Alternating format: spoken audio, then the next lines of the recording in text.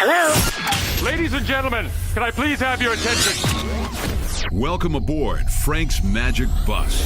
For the next 2 hours, Frank Welch takes you on a musical journey. Now, without further ado, Frank Welch. Well, if you like the early 1970s country rock, Eagle-ish country rock and acoustic stuff, like the Southern California Mafia, we used to call it back then in the 70s, that L.A.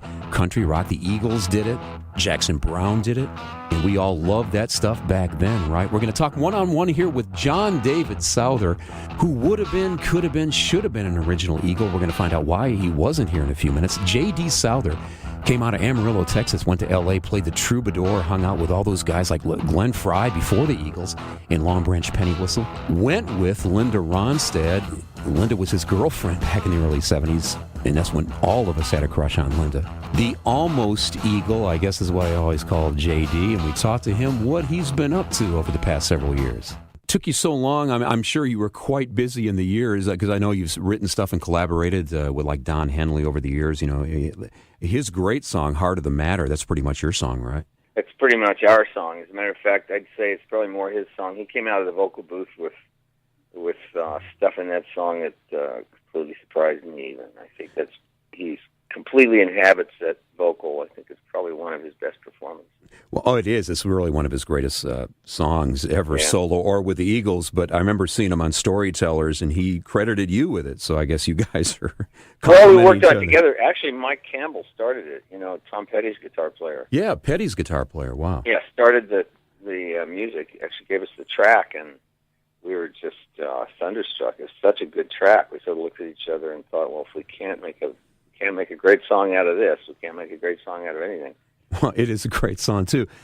Do you still collaborate, even though you've been busy, you know, with touring and whatnot with your new band? Do you still collaborate and get together, do any songwriting or playing with your old Eagles buddies like either Frey or Henley? No, we all live in different towns. We never see each other. I'm not sure they see each otother except on stage. But, you know, I think you're right. I think you're right about that. I mean, Don lives in Dallas, and he's got a big family. Glenn lives most of the time up at his house on the golf course in California. He's got a big family. Timothy lives out in the canyon, and he and his wife are artists, and I don't think they get into town that much. Walsh, of course, as always, inhabits his own world. And, yeah. I pretty much do, too, and I live on a farm outside Nashville in Tennessee. So. Outside Nashville. A lot of our listeners listening right now that are into the classic rock and into your old stuff and into the Eagles stuff, they might not realize that you were really pretty much at ground zero of the now legendary L.A. Country rock scene, Southern California mafia-type scene of the very early 70s, right? You hooked up with Glenn Frey in a band earlier, though, before the Eagles. Ground zero, yes. I've heard myself referred to as the blasting cap for that explosion. I wouldn't doubt that because you were right there. I mean, you were there before the Eagles, and I had always heard that because you were hanging out with Glenn and what was it, Long Branch Penny Whistle? Mm-hmm. That you were going to be an original Eagle, probably more of a chance of being that than anybody else, but I guess you had a record contract tie-up, right? Well, I already had a record contract, actually, before Glenn did with Asylum. But once David Geffen had signed the Eagles, who, you know, as you probably know, came together as Linda Ronstadt's backup band, mm-hmm. I think David thought, well, you know, 4 writers and singers good, maybe 5 writers and singers better. So we tried it because we had a lot of respect for David, and his ideas are pretty good generally. So we rehearsed a set and played it for him and for the management team one day, and there was really no need for a 5th Eagle at that time. I thought they had something really unique and perfect, and also I just wanted to work by myself. I really wanted to develop some things, and I just remember looking down the line of all these guys bashing on acoustic guitars and thinking, this is one too many. And I gracefully declined, and frankly, I think they were much more relieved than I was. Well, that's interesting because I always thought that maybe, if not for the record contract or something else at that time, instead of looking at the songwriting credits as Henley Frey, it might be Souther Frey with a lot of Eagle songs in there. But you did collaborate anyway.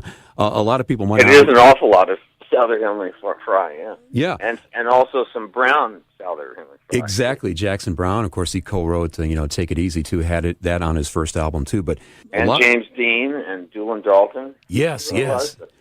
Oh, my all-time favorite Eagles album is Desperado, their second album, but our listeners right now might not realize that you co-wrote or wrote Best of My Love, Victim of Love, Heartache Tonight, right? New Kid in Town. Yeah, Sad Cafe. A long list. And that newer hit they had during the past couple of years, that song How Long. And didn't you do that a long time ago? I wrote that in 1972 when we were at war in Vietnam. I think through Cindy, Glenn's wife, was looking at old YouTubes of a Holland tour of theirs in which they were doing that song in their set then.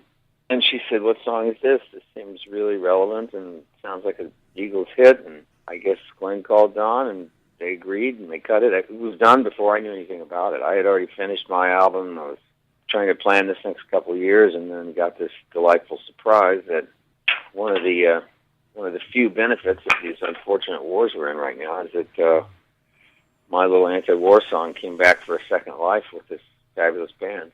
And we continue our conversation with J.D. Souther on Frank's Magic Bus about those early years in L.A., late 60s, early 70s, when there really wasn't a term yet, country rock. There really wasn't even any Eagles at that time, although the players were pretty much aligned, the stars were aligning to start grabbing acoustic guitars and banjos and coming up with that whole genre of rock that we loved in the 70s. And we talked to J.D. about those years. Those early days there, like I said, around the time the Eagles were forming, 70, 71, as Linda Ronstadt's backup band. Of course, where it was really happening there was the Troubadour, right? You were part of that original scene there, right?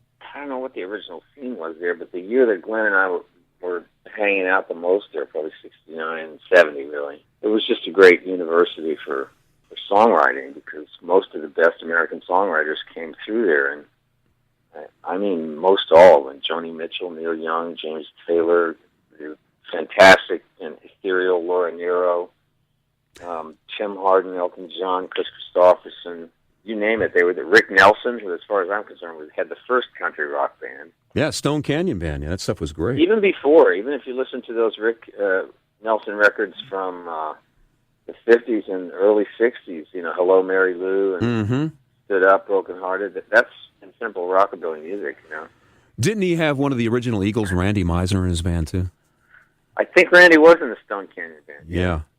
We, you know, in the past couple of years, your old buddy Bernie Ledden put out a pretty darn good solo album, too, of country rock that pretty much got ignored. We play a little bit of it here on our show, but he was touring, saw him in Dallas at a small club, too. But you ever run into Bernie anymore? No, and it's odd because he also lives in the country near Nashville, but he and I think are pretty much homebodies, and you know, I got a family and dogs and some land to take care of, and also I'm just a privacy freak, and I write and read all the time, so I don't get into town all that much. There you go. My personal favorite song of yours is Faithless Love, and your version is fantastic. In fact, I'm going to play it here. You got to love, I'm thinking you as a songwriter writing that song, you have to love the job that Linda Ronstadt did in that song, don't you? It's brilliant. She was there when I was writing that song. And in fact, I'd gotten about as far as that quirky little bridge. That is the most ethereal bridge. It kind of goes up into a different key. I think I know what you're talking about there. And then right back down again. Yes, yeah. Yes. It's a modulation without any of the cliched earmarks of a modulation. Yeah, it was a nice little thing to stumble upon. And she heard it and came down the hall and said, "Wow, what's that?" I said, "I have no idea yet." She said, "Well, it's beautiful." I'm not just blowing smoke. It is a thing of beauty, that song, Faithless Love. But if she heard you while you were writing it, where were you all at the time? We were at our little place on Beechwood Canyon that we used to live in. Wow. Hey, everybody, this is J.D. Souther, and you're rocking with Frank Welch.